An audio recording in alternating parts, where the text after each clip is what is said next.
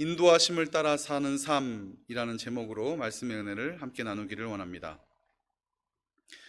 26절부터 10장 16절까지의 이야기는 너무 많은 이야기들이 쏟아져 나와서 이것을 한 번에 다 설명하기에는 여러 가지 주제가 너무 복합적이기 때문에 좀 어려움이 있었습니다. 그러나 우리가 한 글자 한 글자 물론 자세히 보고는 있지만 큰 숲을 보는 것도 중요하니까 오늘은 이 단락 안에 있는 중요한 주제 한 가지를 가지고 여러분들과 은혜를 나누기를 원합니다.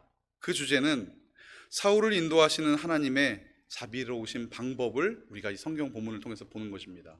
무엇을요? 사울을 인도하시는 하나님의 자비로우신 방법. 그러면 우리가 이 방법을 볼 때 무엇을 깨닫게 되는 거죠? 하나님께서도 이처럼 자비로운 방법으로 우리를 인도하시겠구나. 그래서 우리를 인도하시는 하나님의 방법을 알 수 있는 본문이 오늘 이 본문이 되는 것입니다. 26절 보겠습니다. 다음 날 동틀 무렵에 25절을 먼저 잠깐 성경을 펴셨으니까 보시면 뭐라고 쓰여 있습니까?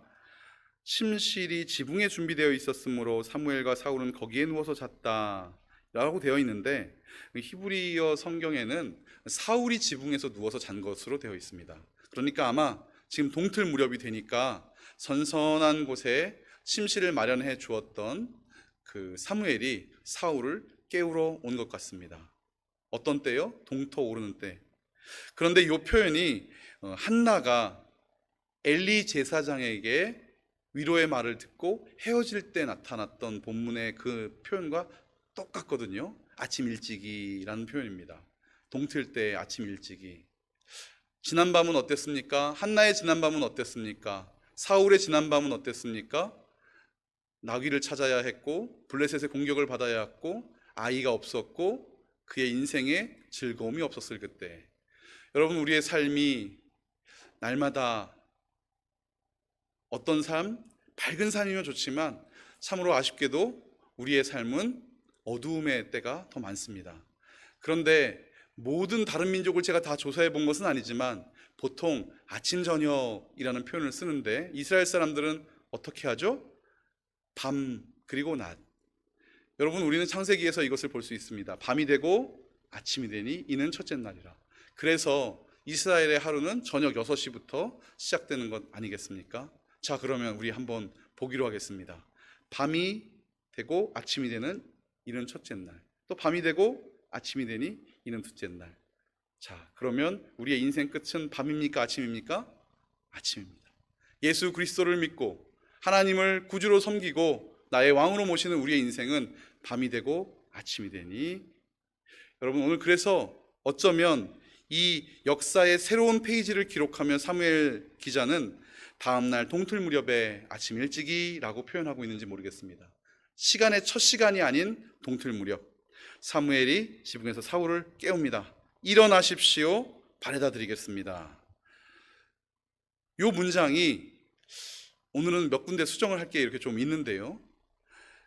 이렇게 쓰여 있습니다. 일어나라, 내가 너를 보내겠다. 일어나라, 내가 너를 보내겠다.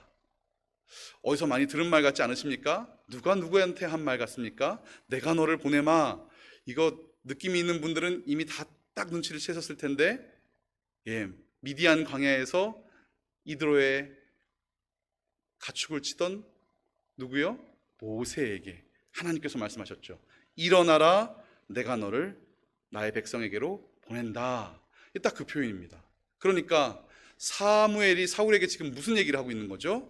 하나님의 말씀을 대신 전달하고 있는 것입니다. 출애굽기 3장 10절에 있는 표현과 같은 표현, 일어나라, 내가 너를 보내리라. 오늘 이 아침에 예배하는 여러분들에게 하나님께서 이렇게 말씀하십니다. 자, 일어나십시오. 온 열방 가운데 하나님이시니까 존댓말 하시면 안 되겠죠? 다시 하겠습니다. 일어나라, 내가 너를 온 열방 가운데 보내겠다. 저는 여러분들에게, 여러분 우리 함께 일어납시다. 온 열방 가운데 우리 나아갑시다. 이렇게 말을 하게 되는 것이 되겠죠. 찬란한 동이 터오릅니다. 그리고 사무엘은 말합니다. 일어나라, 내가 너를 보내겠다. 그런데 오늘 어떻게 보내는가? 27절에 보니까 사무엘이 사울에게 말합니다. 내가 하나님의 말씀을 들려드리겠으니. 여러분, 모세가 갈 때도요, 하나님께서는 무엇을 주셨습니까?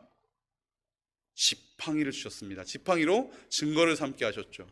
그럼 오늘 사울에게는 어떤 일이 있겠습니까? 하나님께서 보내시면서 그냥 보내시겠습니까? 아닙니다. 말씀으로, 성령으로 보내시는데 오늘도 증거를 주실 것입니다. 자, 하나님께서 내가 하나님의 말씀을 들려드리겠으니 잠깐 서 계십시오. 사울은 아마 의아해했을 것입니다. 그러나 지난밤 너의 궁금한 것은 내가 내일 말하리니 라고 했기 때문에 무슨 말을 할까 쫑긋 귀를 기울였을 것입니다. 10절입니다. 사무엘이 기름병을 가져다가. 저는 사울을 인도하시는 하나님의 첫 번째 방법, 기름을 부으시는 하나님. 첫 번째 방법이 뭐라고요? 기름을 부어 세우시고 다스리게 하시는 하나님이라는 거죠. 기름을 부어 세우시고 다스리게 하시는 하나님. 하나님은 사무엘을 통해서 사울의 머리에 기름을 붓습니다. 그 기름 붓는 거 선지자, 제사장, 왕이면 다 붓는 것 아닙니까? 이렇게 말할 수 있어요. 맞습니다. 선지자, 제사장, 왕에게는 기름을 붓는 게 맞아요. 그런데 지금 사울에게는 금시초문인 일입니다. 왜냐하면 지금 사무엘이 살았고 사울이 살았던 이 시대까지는 아직까지 기름은 누구에게만 부어졌는가? 제사장에게만. 한 번도 제사장이 아닌 다른 사람에게 부어진 적이 없습니다. 그런데 오늘 처음 사울에게 기름이 부어지는 것입니다. 그리고 말씀하십니다. 주님께서 그대에게 기름을 부으시어. 항상 대리자를 통해서 하나님의 사자를 통해서 일하시지만 그 주체가 누구십니까? 하나님, 여호와 하나님이시죠. 오늘도 기름을 부으신 주체가 누구이십니까? 주님께서. 여러분, 우리가 성령 받으셨죠? 하나님의 은혜 받고 계시잖아요. 이 사람을 통해서, 환경을 통해서, 형편과 사정을 따라 우리는 여러 곳을 통해서 은혜 받습니다. 그런데 이것이 그 애를 통해서, 그 공동체를 통해서 주시는 은혜지만 그 은혜를 주시는 주체는 반드시 하나님이시라는 것 우리는 알아야 합니다. 자, 기름을 부어 세우셨는데 주님께서 뭐라고 말씀하십니까? 주님의 소유이신 이 백성을 다스려라. 지도자로 세운다. 이스라엘은 여전히 주님의 소유인 것입니다. 하나님께서 우리에게 이 땅을 맡기시고 우리에게 가정도 맡기시고 우리에게 공동체도 맡기셨고 우리에게 자녀도 맡기셨습니다. 그러나 여러분, 맡기셔서 인도하게 하시고 지도하게 하시고 앞장서게 하셨지만 소유권은 누구에게 있다? 하나님. 이거 잊어버리시면 안 됩니다. 나중에 이것을 망각하게 돼서 사울은 하나님 앞에 큰 범죄를 저지르게 됩니다. 여러분, 우리도 이것을 망각하면 안 됩니다. 기름을 부어 세우셨습니다. 성령 주셔서 예수 믿게 하셨습니다. 때로는 교회에 직분도 주시고 가정에서 가장도 되게 하시고 사회에서 어떤 지위에 올라 하나님의 뜻을 따라 이 세상 가운데 지도자로 서게 하실 때도 있습니다. 그러나 우리는 대리 통치자일 뿐, 우리의 왕은 오직 여호와 하나님, 하나님만이 우리의 왕이심을 우리는 잊어서는 안 되는 것입니다. 10장 2절입니다. 자, 이제 세 가지의 증거를 주십니다. 왜 이 증거를 주실까? 이 증거를 주실까? 증거가 없으면 사람들은 잘 믿지 못합니다. 뭔가 손에 잡히는 것이 없으면 때로는 의심하기 마련입니다. 제가 그날도 한두 번 새벽 예배 때 말씀을 드리고 수요 예배 때도 말씀을 드린 것 같은데 선교를 가게 됐습니다. 난생 처음 가는 선교였습니다. 선교를 가기 전에 교회 수련회랑 일정이 겹쳐서 안 된대요. 선교가 아무리 중요해도 교회 수련회 빠지면 안 된대요. 그래서 교회 수련회를 그때는 3박 4일 했거든요. 이틀 하고 그 밤에 새벽 4시에 김포공항으로 이제 봉고차를 타고 떠나는 상황이었는데 제가 김포공항 떠나는 그 봉고차 안에서 엄청 울은 거 아닙니까? 뭐 은혜 받아서 운 것도 아니고요. 고마워서 운 것도 아니고 약이 올라서 울었어요. 그 밤에 강사님이 오셔가지고 방언 받자고, 이게 맞는지 틀리는지 모르겠습니다. 일단은 예화니까 들어주십시오. 여러분, 방언 받고 뭐 이러는 게 그렇게 중요한 이 신앙의 지표가 아닙니다. 그런데 그날 방언 받자고 하시는데 이분이 어떤 단서를 달았냐면 믿음이 있으면 방언하는 거다. 왜 방언 못하냐? 믿음으로 방언하는 거다. 자, 지금부터 방언 받자 이렇게 해가지고 막 갑자기 여기저기서 방언이 터지고 기도회가 막 불같이 일어나는 것 같은데 제게는 아무 일도 없는 거예요. 당장 내일 선교를 떠나야 되는데 믿음으로 방언 받는다라는데 제가 막 머리에 의심이 막 생기는 겁니다. 아니, 내일 선교를 가야 되는데 그럼 나 예수 믿는 사람 맞아? 예수님도 안 믿으면서 무슨 선교를 안 가야 되는 거 아니야? 왜 나는 방언이 없지? 하나님한테 막 기도했거든요. 여러분, 제가 막 태국어 모르잖아요. 태국어로 방언을 해가지고 막 태국 사람들 영혼을 막 구원하고 역사를 일으키고 오게 해주세요. 성령님 저를 인도해 주세요. 방언 주세요 했는데 아무 일도 없으니까 그 본고차 안에서 그 김포공항으로 가는 길에, 그때는 인천공항 없었거든요. 눈물이 막 흐르는 거예요. 막 총장 추천서 받아가지고 재정 후원자 막 신원 보증인 막 이런 거 세워가지고 서류 떠다가 바쳤던 그 내 가지고 막 했던 시간들도 막 아깝고 선교 훈련 받느라고 고생한 것도 막 억울하고 방언도 안 주시고 나는 예수 믿는 거 맞나 얼마나. 그런데 일단 표는 끊었으니까 공항에 갔습니다. 가서 내밀었죠. 그런데 서류를 처리해 준 사람이, 저는 태국으로 가게 돼 있었거든요. 근데 여기다가 말레이시아인지 미얀마인지 다른 나라 이름을 써놓은 거예요. 그러니 여권국에 가기 전에, 출입국 통제 그 관리국에 가기 전에 저는 병무청 사무소에서 이 도장을, 김포공항에 있는 병무청 사무소에서 도장을 받아서 가야 되는데 딱 갔는데 너 못 나간다는 거예요. 나라임 틀리대. 밤에 흘린 눈물은 이제 생각도 안 나고 갑자기, 여러분 믿느냐 마느냐, 뭐 제가 믿는 사람입니까 안 믿는 사람입니까 막 의심했다 그랬잖아요. 당황이 되니까 어떻게 해요? 기도를 시작했습니다. 하나님, 제가 여기까지 왔는데 못 가면 되겠습니까? 온 교회 성도님들이 제 손에 훈련비 120만 원 주셨고 250만 원 선교 헌금하라고 370만 원 제 손에 쥐어줬는데 제가 이거 태국 갖다 줘야지 그냥 돌아가면 되겠습니까? 막 기도를 하는데 막 이제 막 애절하게 기도를 했죠. 여러분 어떻게 됐을까요? 네, 도장이 찍혔으니까 이 간증을 하죠. 그분이 어차피 갔다 올 테니까 당신 그래 갔다 오시오. 그리고 도장을 찍어준 거예요. 얼마나 기쁜지. 네, 비행기를 탔는데 사실은 간밤에 그 마음을 끓여서 그런지 턱이 벌어지지도 않고 다물어지지도 않고, 제가 치과의료 선교회랑 같이 간 거였거든요. 치과 선생님들로 포진돼 있지 않아요, 선교팀이. 그래서 분들이 걱정하지 말래요. 갔다 와서 자기가 약 주면 다 나을 거래요. 갔다 와서 낫는 게 뭐가 중요해요? 지금 입도 안 벌어지고 입도 안 다물어지고 말도 못 하겠는데, 한 경희대 의사 선생님은요 저더러 이번 기회에 턱을 깎재요. 예쁘게 만들어주겠대요. 제가 턱도 교정해주고 자기가 공짜로 다 줄 테니까 성호 걱정하지 마, 우리 병원에 와, 막 이러는 거예요. 위로가 안 돼요. 턱이 안 벌어져요. 그 맛있는 기내식도 먹을 수가 없어요. 그런데 제가 또 기도했죠. 하나님, 뭘 먹어야 선교할 거 아닙니까? 이 턱을 어떻게 하실 겁니까? 갔다 오면 저분들은 고쳐준다지만 저는 당장 이 턱을 고쳐야 되지 않겠습니까? 그리고 기도를 하는데 뭐 변화는 없어요. 턱이 벌어지지 않아요. 자, 태국 공항에 내렸습니다. 다 내렸는데 태국 공항에 그래도 왔다고 선교사님 한 분이 이만한 두꺼운 캔 하나를 다 돌려주세요. 딱 잡았는데 저한테도 하나 주시더라고요. 한국에선 보지 못하던 음료수예요. 스프라이트. 그때는 없었어요. 지금은 있죠.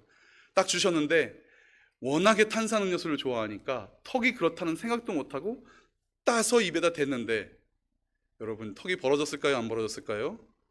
벌어졌으니까 제가 이 말을 하죠. 벌어졌으니까 이 말을 하죠.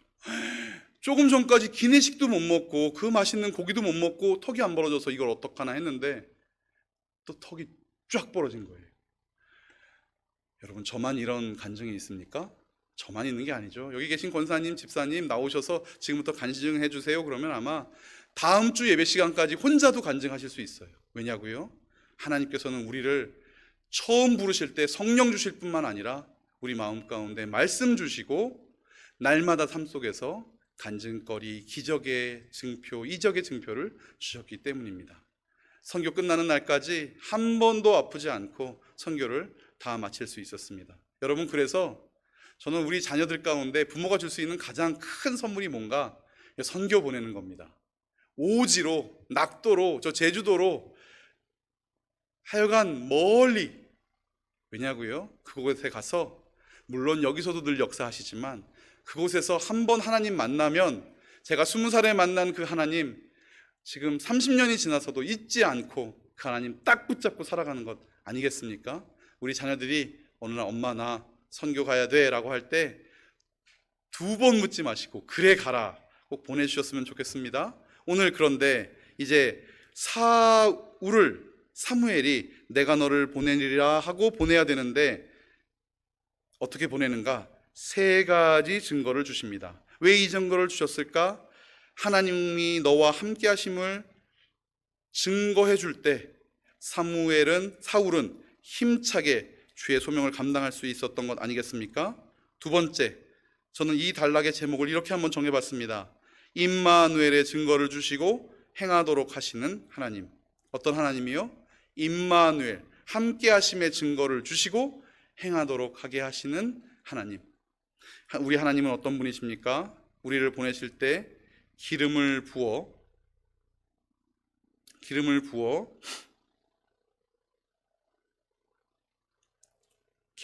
우리에게 하나님의 마음을 주시고 그 기름병으로 증거를 삼아 하나님의 뜻을 우리 마음 가운데 주실 뿐 아니라 이제는 눈에 보이는 증거 3가지로, 오늘 사울에게는 3가지 증거가 나타나는데요, 3가지로 그 역사를 이루게 하십니다.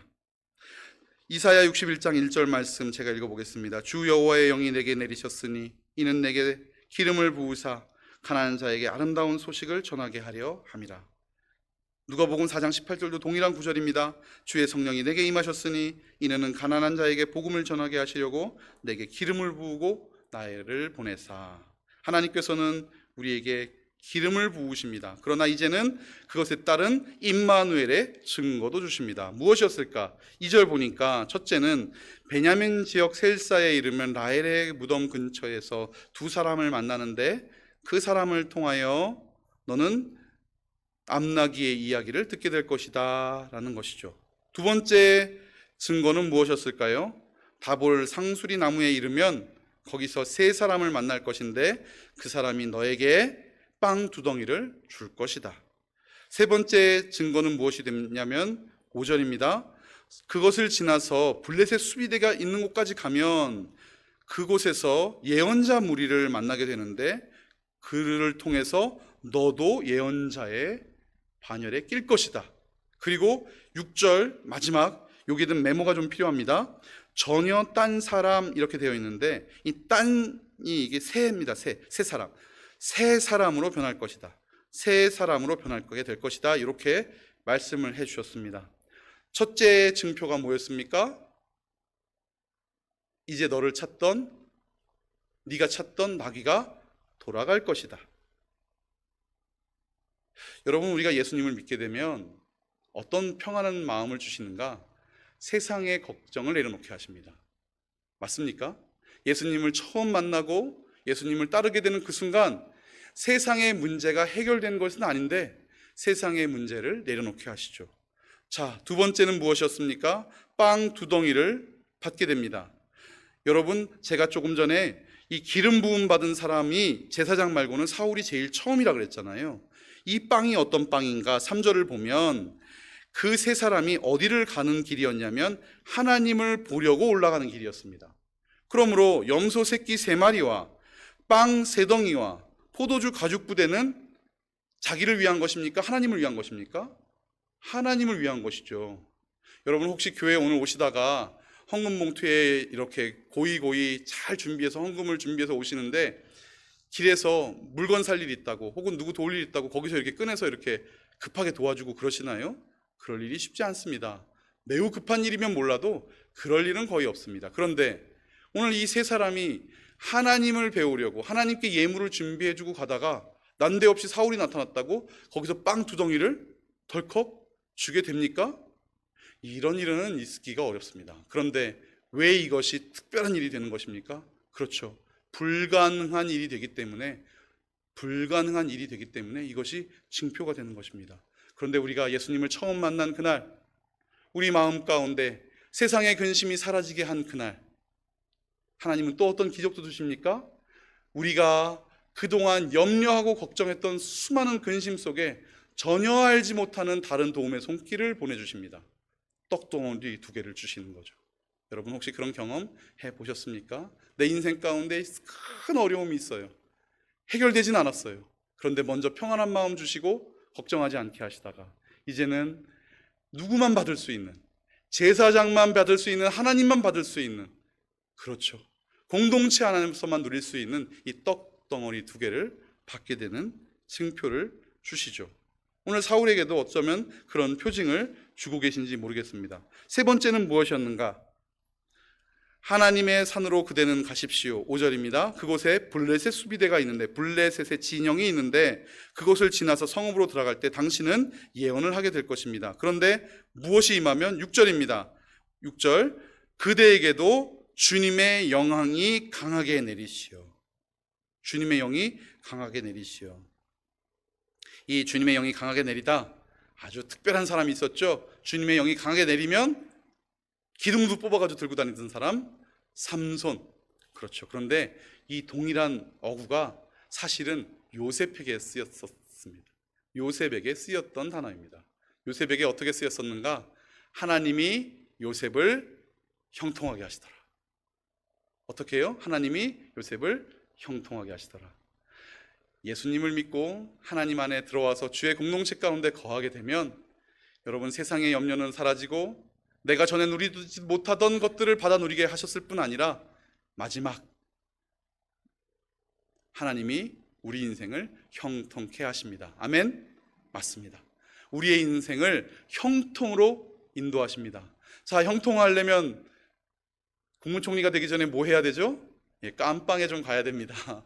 형통하려면 감옥도 좀 갔다 와야 합니다. 그러나 하나님이 우리를 인도하시기로 작정하신 그날 우리는 형통의 대로, 시온의 대로를 걷게 되는 것이죠. 그래서 하나님께서는 말씀하십니다.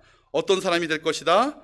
전혀 딴 사람, 아니 정확하게 번역하면 새 사람이 될 것이다. 아멘. 고린도후서 5장 17절 말씀입니다. 고린도후서 5장 17절 말씀, 누구든지 그리스도 안에 있으면 그는 새로운 피조물입니다. 옛것은 지나갔습니다.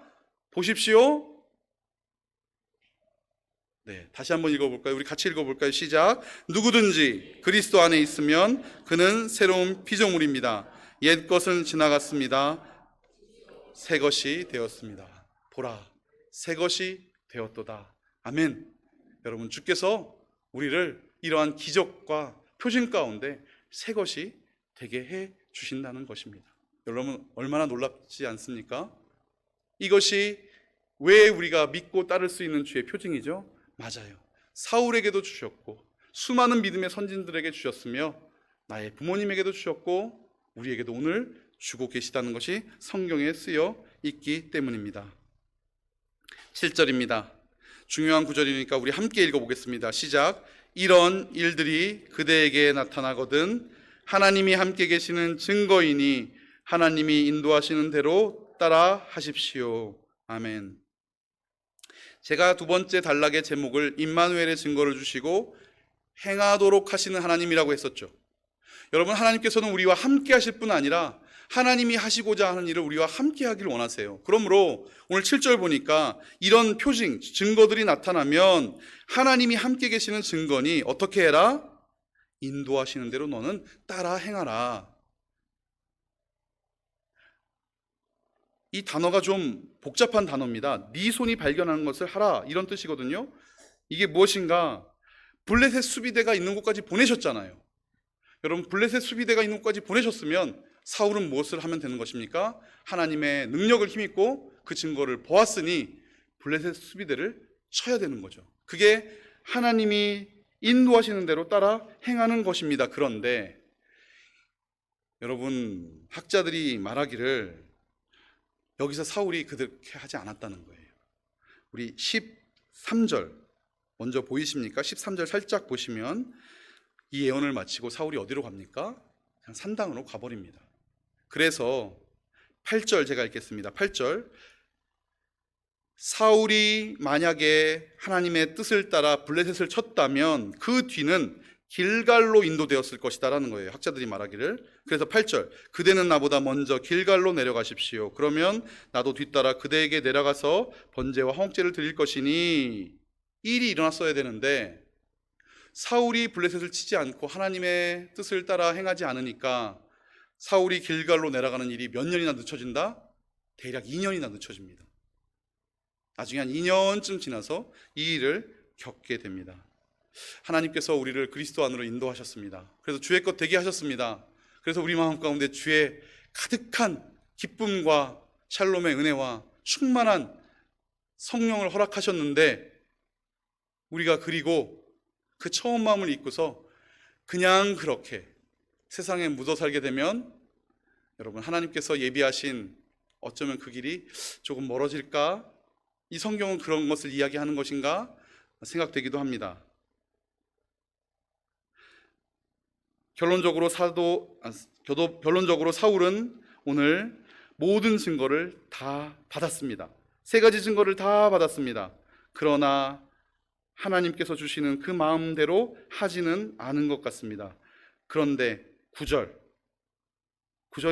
좀 아이러니합니다. 우리 같이 읽어볼까요? 시작. 사울이 사무엘에게서 떠나려고 몸을 돌이켰을 때 하나님이 사울에게 새 마음을 주셨다. 그리고 사무엘이 말한 그 모든 증거들이 그날로 다 나타났다. 자, 이제 저를 보시면 조금 어려운 설명을 해야 되는데,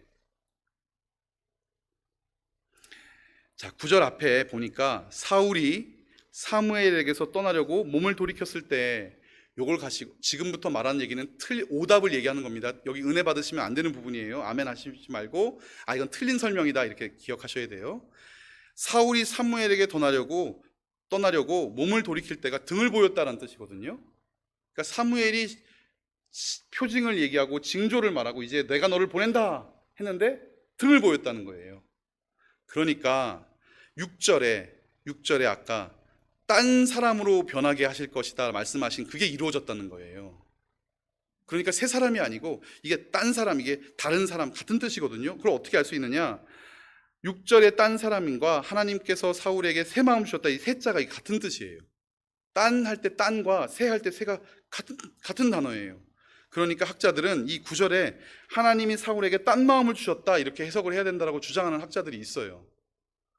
이해가 되시죠? 여기까지는. 그러니까 사울이 지금 하나님의 그 표징을 보고도 뒤돌아 서버리니까 하나님은 그래, 너 그럼 내가 너 딴 마음이나 줘야 되겠다 버려두셨다는 거죠. 그런데 그래서 결국은 사실 사울은 끝까지 하나님 잘 따라가지는 않습니다. 하나님 말씀에 순종하진 않아요. 그러나 우리가 보는 하나님은 어떤 분이세요? 우리가 보는 하나님, 사울에게서 떠나십니까? 아닙니다. 하나님은 끝까지 본인이 새 사람 되게 하시고 새 마음 주신 사울을 끝까지 붙잡으시는 게 우리의 하나님이십니다. 그래서 저는 이 단락에서 이런 제목을 붙여봤습니다. 새 마음을 주셔서 새 사람이 되게 하시는 하나님. 새 마음 주시고 새 사람 되게 하시는 하나님. 사울에게서 하나님은 떠나지 않으십니다. 끝까지 선지자를 보내시고 끝까지 저를 회유하고 저를 권고하시고 돌봐주십니다. 그러므로 학자들이 말한 것처럼 딴 마음을 주신 게 아니죠. 하나님은 사울에게 역시 그가 그대로 행하지 않을지라도, 지난주에 말씀드렸죠, 곁길로 행할지라도, 사울이 아무리 곁길로 나가도 사울에게 하나님은 사무엘을 보내신 것처럼 오늘 그 3가지 징조를 보내고 블레셋을 치지 않고 결국은 산당으로밖에 가지 않았을지라도 하나님은 그 주신 마음, 새 마음을 거두시지는 않습니다. 민수기 14장 24절 말씀, 여러분 민수기 14장 24절 말씀을 우리가 읽어보겠습니다. 시작. 그러나 나의 종 갈렙은 그 마음이 남과 다르고 또 전적으로 나를 따랐으므로 나는 그가 다녀온 그 땅으로 그를 데리고 가겠고 그의 자손은 그 땅을 유산으로 받을 것이다. 아멘. 제 동생이 포병이었는데요. 그 포병 주제곡이 있대요. 그 교회, 포대 교회 주제곡이 있대요. 이산지를 내게 주소서. 보이는 게 강원도 철원 산지밖에 없어가지고 이산지를 내게 주소서가 그 포병들의 주제곡이라는 거예요. 제가 그래서 처음 그 노래를 그 찬양을 들었어요. 이 산지를 내게 주소서. 그날에 내게 약속하신 이 산지를 내게 주소서. 제목은 갈렙의 노래. 그래서 제가 어떻게 갈렙을 생각했냐면, 갈렙 이 사람 참 욕심도 많네. 뭘 자꾸 달래. 나눠 가져야지. 12지파 나눠 가져야지. 뭐 이 산지를 자꾸 달래. 저는 그래서 갈렙이 욕심쟁이인 줄 알았습니다. 그런데 나중에 제가 신학을 하고 성경을 차근차근 살펴보니, 여러분 지금 갈렙이 달래는 그 산지의 이름 아십니까? 그 산지의 이름이 헤브론입니다. 헤브론은 높은 곳에 있고 철병거가 진치고 있습니다. 거기 달려들면 다 죽어요. 그래서 저 헤브론 산지를 하나님의 것으로 삼아야겠고, 우리는 여호수아를 보면 우리는 저 땅을 진격하여 저들을 멸하고 주님께 저 땅을 드려야겠는데, 누가 갈고 할 때 누가 손든 것입니까? 갈렙이 손든 것입니다. 왜 손들었습니까? 거의 목숨 걸고 손든 것입니다. 그 땅이 탐이 나서 달랜 게 아니고요, 아무도 안 가려고 할 때 갈렙이 손들었어요. 그런데 갈렙이 그 손을 왜 들 수 있었을까? 민수기 오늘 읽은 14장 24절 말씀입니다. 갈렙이 말합니다. 여호와께서 내가 밟는 땅을 다 주겠다고 말씀하셨기 때문에 이제 나를 보내소서. 내가 나이가 85세이지만 내가 이전과 지금이 여전하다. 여러분, 40년 전에 하신 말씀을 갈렙은 마음에 품고 있었던 거예요. 40년 전에 그 딱 한 번 하신 그 말씀을 마음속에 품고, 나를 보내라. 하나님은 내가 가는 곳은 반드시 나에게 주신다고 했으니까 아무리 저기 철병거가 나를 진치고 둘러쌀지라도 헤브론은 하나님의 것이 되게 할 수 있다. 누가 가면? 내가 가면. 여러분, 예수님을 믿으셨죠? 예수님께서 우리에게 은혜 주셨죠? 여러분, 이 세상 살아가는 동안 우리에게 날마다 형통함을 주신다고 말씀하셨잖아요. 그러면 그 처음 그 말씀 끝까지 믿고 우리는 전진하는 것입니다. 싸워 이기는 것입니다. 그리고 이 땅을 하나님의 땅으로 만들어내는 것이죠. 오늘 갈렙은 그래서 말합니다. 이 산지를 내게 주셔서 그날에 주께서 말씀하신, 주시기로 약속했으니까 주세요가 아니라 주의 약속이 오늘 나를 그곳에 보내고 있는 것이죠. 여러분, 철병거가 우리를 둘러 진칠지라도 우리는 주님의 약속 믿고 당당히 나아 싸워 승리하는 우리 되기를 주의 이름으로 축원합니다. 감사합니다. 오늘 이 약속이 사울 가운데도 있었어야 되는데 새 마음을 주셨습니다. 그리고 사무엘이 말한 그 모든 증거가 그날로 다 나타났습니다. 10절입니다. 사울이 종과 함께 산에 이르자 예언자의 무리가 그를 맞아 주었고 사울은 소리 지르며 예언을 하기 시작합니다. 11절, 12절, 13절 보십시오. 그런데 사울이 예언을 할 때 사람들이 그것을 인정했습니까? 안 했습니까? 인정하지 않았습니다. 그러나 만약에 이 예언이 맞춰진 다음에 블레셋을 쳤더라면 사람들은 인정했을지 모릅니다. 아, 저 사람이 특별한 일이 있었겠구나. 살아남도 은혜, 살아감도 은혜, 말씀 주심도 감사, 말씀대로 살게 하심이 더 감사인 우리들은 그러므로 주께서 주신 마음과 뜻과 생각 속에 반드시 그 뜻을 이뤄드리는 주의 자녀가 되어야 될 줄 믿습니다. 14절입니다. 사울의 삼촌이 사울과 그 종에게 말합니다. 어디 갔었느냐? 너무 오래 나갔다 왔잖아요. 어디 갔었느냐? 묻습니다. 그랬더니 사울이 대답합니다. 암낙이 찾으러 갔지만 찾을 수가 없어서 사무엘에게 갔었습니다. 그러자 삼촌이 묻습니다. 혹 너에게 무슨 말을 하더냐? 그런데 16절, 암낙이들을 이미 찾았다고 우리에게 일러주셨습니다 하고 더 이상 말하지 않습니다. 사무엘이 사울 자신이 왕이 될 것이라고 말한 것을 그에게 알려주지 않았던 것입니다. 그런데 요 왕이 될 것이라고 말한 것, 요거 괄호 이렇게 치시고요. 나라의 일, 그러니까 대한민국 우리나라 나라의 일이라고 써놓으시면 돼요. 사무엘이 사울에게 말한 것은 왕이 될 것이라고 말한 것이 아니고 나란 일을 말했어요. 앞으로 이 나라가 어떻게 될지, 하나님이 어떻게 다스릴지. 그렇다면 여러분, 그것을 알았다면 어떻게 해야 됐습니까? 삼촌인 그가 물었을 때 하나님께서 우리나라를 블레셋 손에서 구하실 것이고 그 일을 위하여 저를 세우셨습니다. 삼촌, 이제 저와 함께 같이 싸웁시다. 이 정도 해야 되는 것 아니겠습니까? 만약에 우리 공동체 가운데 어떤 한 사람에게 소명을 주셨어요. 자, 나가서 전해라. 그러면 어떻게 됩니까? 하나님께서 우리에게 전하라고 하세요. 자, 우리 옥토 공동체가 나가서 전합시다. 막 이렇게 다 하나님의 뜻과 소명을 알려야 되는 것 아닙니까? 그런데 사울은 지금 미적미적 하고 있는 것입니다. 첫 번째, 블레셋을 치지도 않고 산당으로 갔으며, 이세 삼촌이 묻는 말에 말하지도 않고 미적미적 하나님의 뜻을 전하지도 않습니다. 여러분 어떻습니까? 오늘 우리나라는 어떻습니까? 이제 대통령 선거가 있습니다. 누가 대통령이 되는 것이 중요 안 하다고 하면 안 되는 거죠. 근데 저는요, 우리가 주의 제자가 되는 것이 훨씬 중요하다고 말씀드리고 싶습니다. 어떤 정치인이 어떤 자리에 서든 깨끗하고 바른 그리스도인들 때문에 저들이 허튼 짓 하지 못하는 대한민국 되기를 주의 이름으로 축원합니다. 여러분, 우리가 너무 흐리멍텅하니까 이렇게 하면 이렇게 따라가고 저렇게 하면 저렇게 따라가고, 앞에 신호등 세워준다 그러면 찍어주고, 저희 엄마 그러지 마시고, 여러분, 누가 돼도 바르고 청렴하고 결백한 그리스도인들 때문에 이 나라가 샬롬의 은혜를 입게 될 줄 믿습니다. 여러분, 그러니까 우리는 어떤 기도하는 애국자. 여러분, 신앙은 애국이고 애국은 신앙입니다. 그러므로 오늘 사울의 모습 속에 우리는 여러 가지를 배웠습니다. 하나님이 사울에게 어떤 은혜를 주셨는지 우리는 눈으로 보았습니다. 그런데 그 은혜가 우리 가운데도 이미 넘쳐 있음을 우리는 기억합니다. 그러면 어디로 가야 합니까?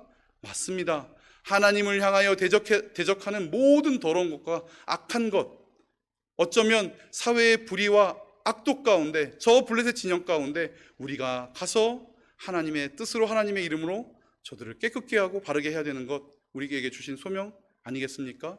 하나님은 그러면 또 우리를 길갈로도 부르실 거예요.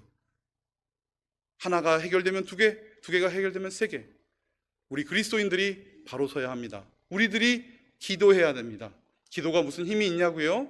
아니요. 우리가 기도할 때 이 땅 가운데 샬롬이 임한다고 예레미야 선지자가 예언하지 않았겠습니까? 우리는 그 말씀을 믿습니다. 말씀이 희귀할 때, 말씀이 희귀하여 보이지 않을 때 사무엘을 통해서는 하나님의 말씀이 온 이스라엘 가운데 펼쳐졌습니다.